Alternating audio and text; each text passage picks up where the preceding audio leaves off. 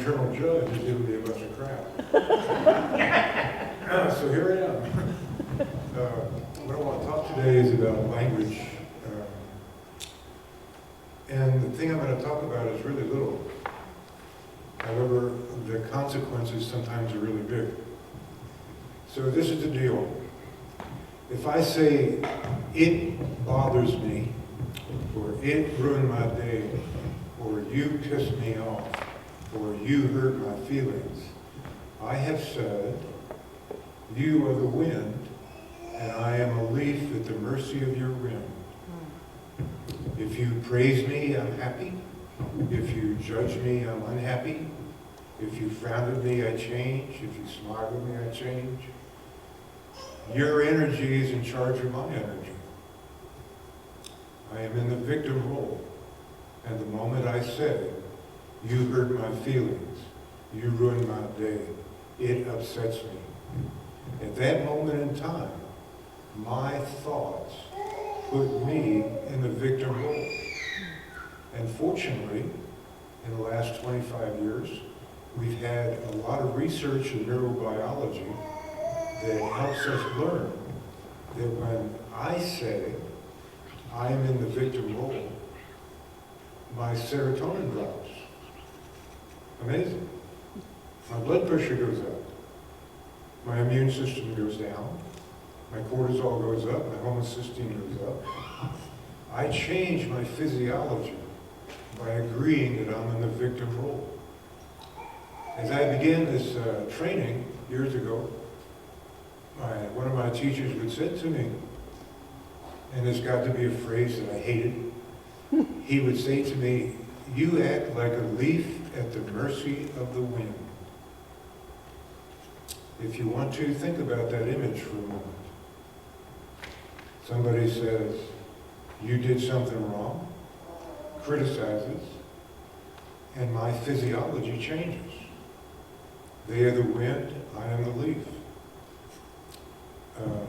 Having lived that way for quite a few years, that's not a fun way to live.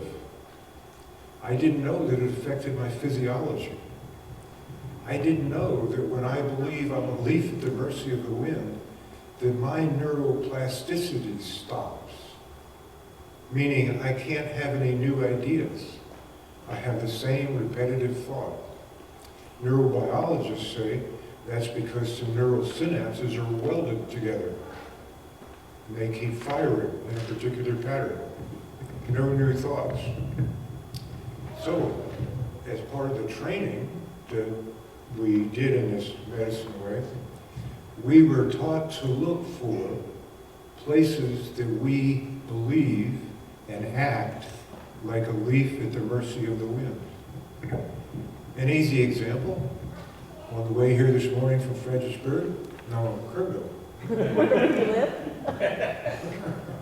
What was I doing in Fredericksburg? I hope it was fun.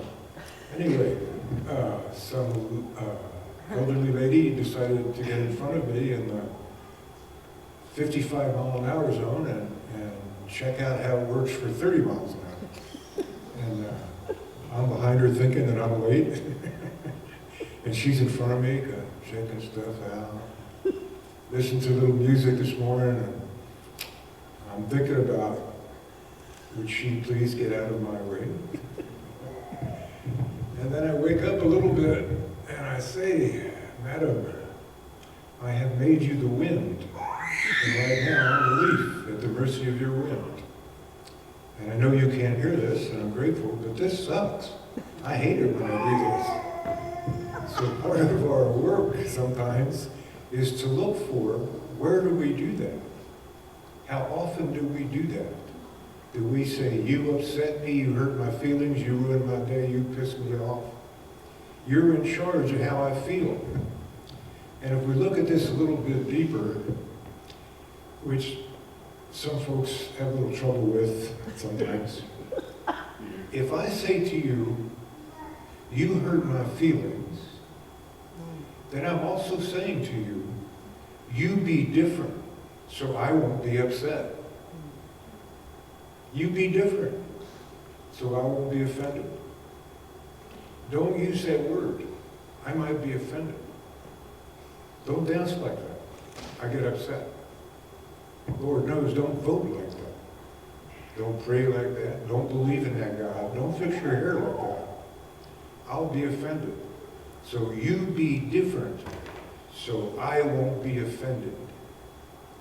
So sometimes, if I say, you hurt my feelings, I'm also saying, you be different.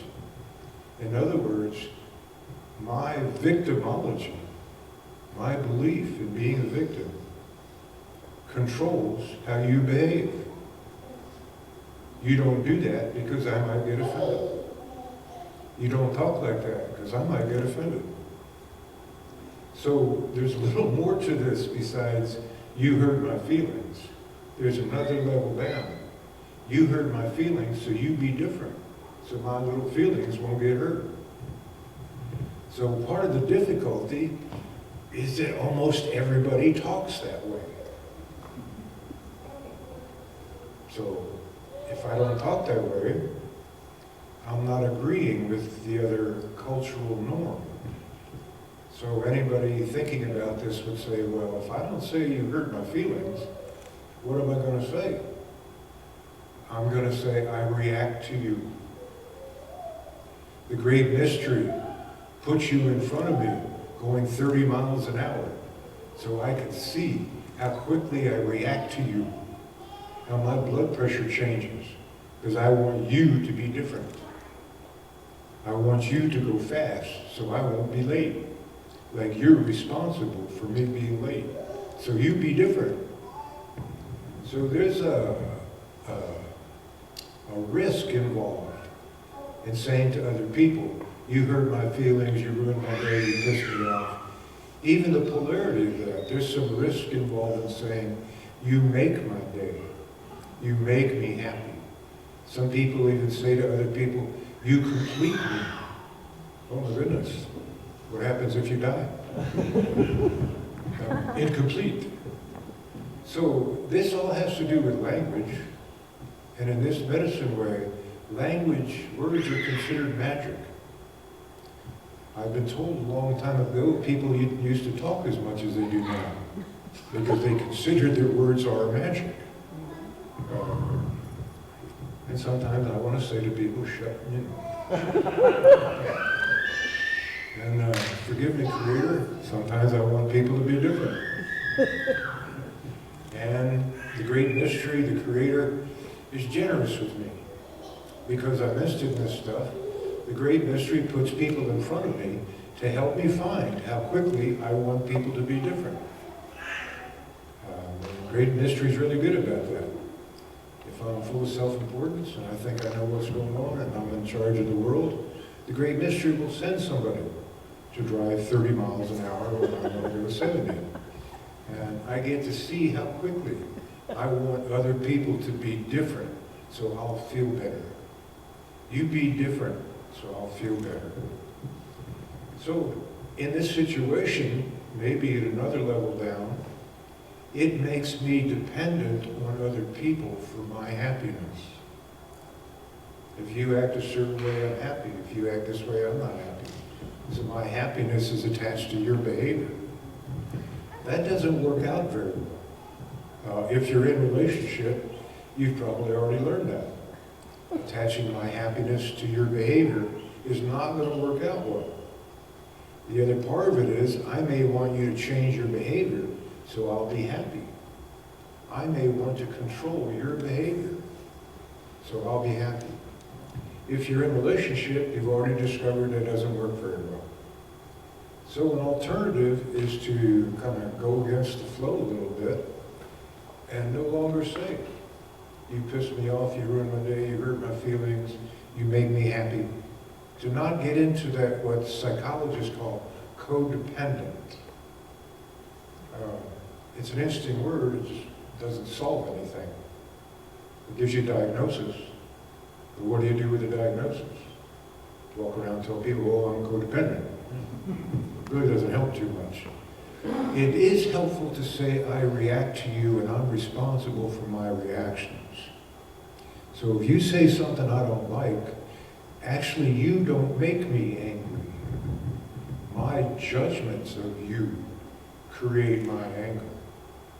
Thoughts create emotions, and emotions create feelings in the body. Judgment of other people creates the emotion of anger. Self-judgment creates guilt and shame. Not rocket science. A couple thousand years ago, there was this guy that suggested we judge not. Now you notice nobody was listening, and they judged him and hung him up anyway. So we're a little careful about this stuff. So, this is the way it works. If I want you to be different, I'm dependent on you. If I want you to be different, I want to control your behavior. It works much better for me to say, I react to you. I'm responsible for my reactions. My thoughts create my emotions. My emotions create feelings in my body. You don't. You're just being who you are.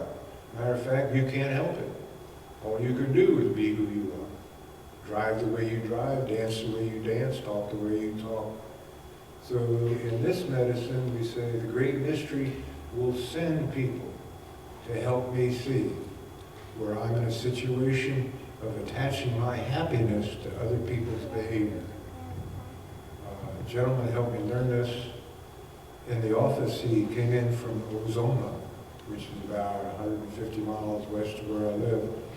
And he came in to see my partner, the physician. And he came in because his blood pressure medicine wasn't working. He's still getting up there around 180, 200, which is stroke city. I mean, that's not good. So he came in and he said to me, my blood pressure, I can't get in control. The doctor wants me to see you. How can you help me? I said, well, I don't know if I can. But here we are. So he said, I don't like the way people are. I said, I believe you. And he said, I want people to be different. And I said, I believe you. And he said, I get so pissed off about the way people are. I said, yeah, tell me how that's working for you. And he said, this people won't change. He said, I'm pissed off at the government because the mohair subsidy disappeared. He said, I'm pissed off at my sons because they don't want to be ranchers. I'm pissed off at my ex-wife. I said, well, tell me, Fred, when did you divorce her? Well, 38 years ago. I said, you're still pissed off at her? He said, yeah. He said, I want everybody to be different. And I think that if I could have a few minutes alone with God, I could straighten some stuff out. Because God's making some mistakes here. And I can see it very clearly. And so actually God is pissing me off too. I said, well, Fred, you seem to be a leaf at the mercy of the wind. You're not in charge of you. Your sons are in charge of you because they don't want to be ranchers. The government's in charge of you because they dropped the mohair subsidy. Your former wife is in charge of you. And he said, well, I'm still pissed off about the weather too. This was in August. And I said, Fred, how long have you lived in Ozona? He said, 78 years. I said, how long has it been hot in Ozona? And he said, 78 years. I said, and you're still pissed off about this? He said, yeah, I think it's reasonable that God makes it rain in Ozona in August. Tell me when that's happened, Fred. And he said, that has never happened. And he said, I'm still holding out for it. Maybe if God will be different, I can relax. So, some of us don't want to be in that position where we want other people to change so we'll be happy. Some of us prefer to be in charge of our own blood pressure, serotonin, immune system. So we move away from this thing of saying, you piss me off, you ruin my day, I am a leaf at the mercy of your wind. And we move into saying, I react to you. I get to look at how reactive I am. How much I want the world to be different. How much I want other people to be different. So I won't be upset. You be different so I won't be upset. As I said, if you're in a relationship, you may have noticed that does not work very well. So, my apologies for being late. This was a little bit of a hurry up, but that's all I got to say anyway. Pretty much, I always show up and say the same stuff. Pretty much the same stuff. Nothing new going on here. other than I'm noticing how many people piss me off. So thank you, Creator, for giving me this opportunity to find where I am a leaf at the mercy of the wind, and to have some choice about that. Instead of saying, you ruin my day, to say, I react to you. I'll take responsibility for my emotions, my thoughts, and my behavior. And I won't blame you for my emotions and my thoughts and my behavior. Thank you all. Doshi.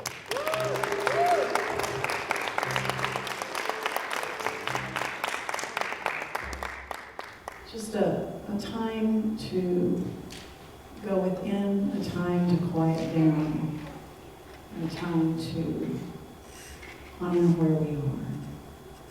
And Ray's going to play a little background music as we, with eyes open, eyes closed, as we prepare ourselves for words of wisdom that we'll hear today, this morning. Let's just take a few moments to open our hearts to hear with the ears of our hearts, to sink into the fullness of our being.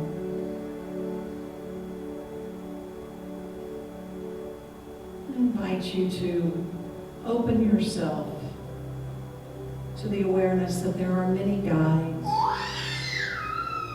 many teachers, many voices, many ways of learning on this path of life. Of learning from our challenges, learning from our seeming enemies, those that we want to say no to, but opening up to the yes.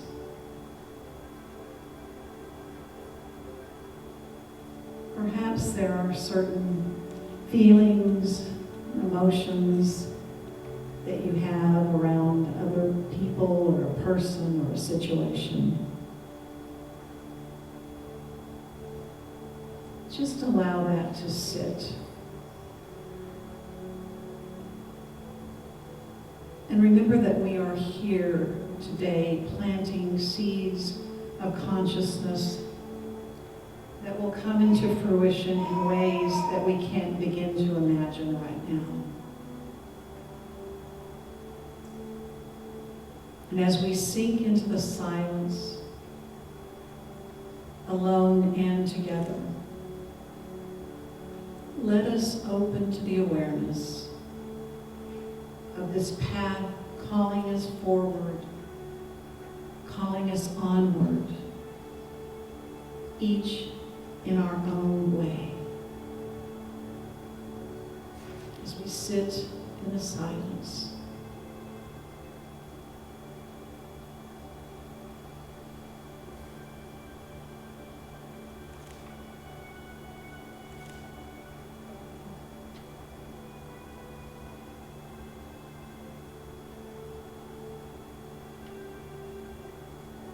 as we breathe into the silence,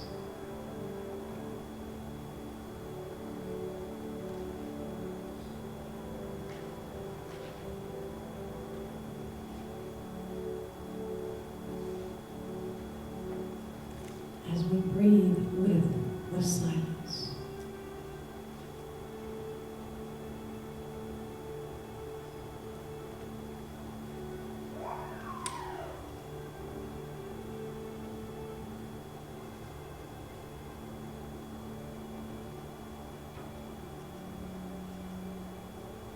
And now, won't you take a moment to remember that you are not the only one to benefit from this time, this way of learning, this way of knowing.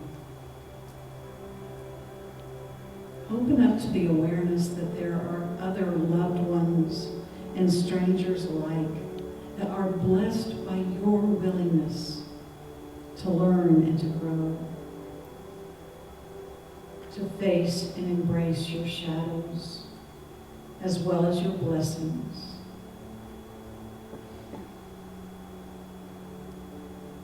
as you step into the light of love.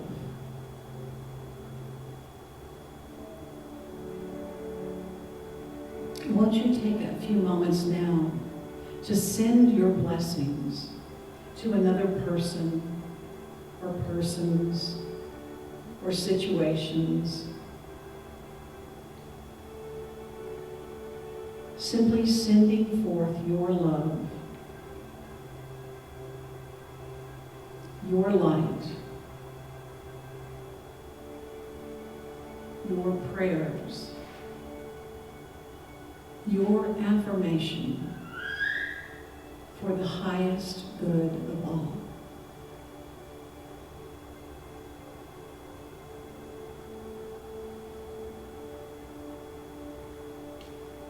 And as you do so, may you, may we, may all beings be blessed by your willingness, by our willingness to do this.